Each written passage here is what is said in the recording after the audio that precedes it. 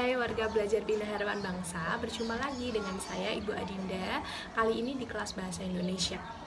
Semoga kita semua selalu dalam keadaan sehat dan tetap semangat untuk mengikuti pembelajaran hari ini.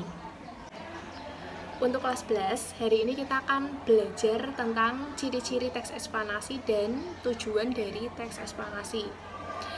Setelah kalian mengetahui pengertian dari teks eksplanasi secara menyeluruh, kalian harus mengetahui juga ciri-ciri supaya kalian bisa membedakan antara teks eksplanasi dengan teks yang bukan eksplanasi. Jadi ciri-ciri teks eksplanasi apa saja?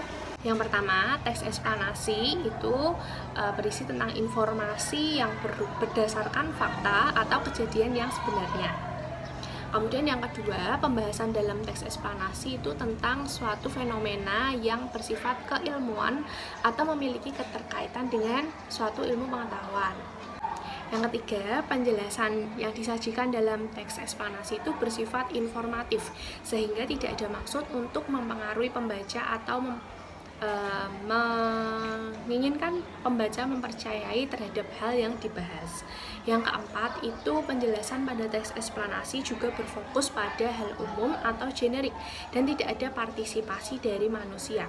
Misalnya seperti tsunami, banjir, gempa bumi, hujan, tanah longsor, angin puting beliung, dan lain sebagainya.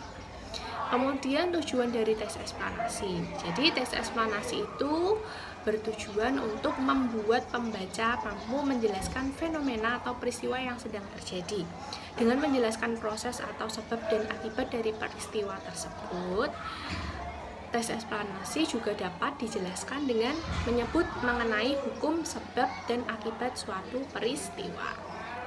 Sekarang tugas kalian yaitu silahkan kalian mencari teks eksplanasi berupa fenomena alam seperti banjir, tanah longsor, gunung meletus, terjadinya petir, dan lain sebagainya. Kemudian tulislah sebab dan akibat terjadinya fenomena tersebut. Terima kasih, saya akhiri. Wassalamualaikum warahmatullahi wabarakatuh.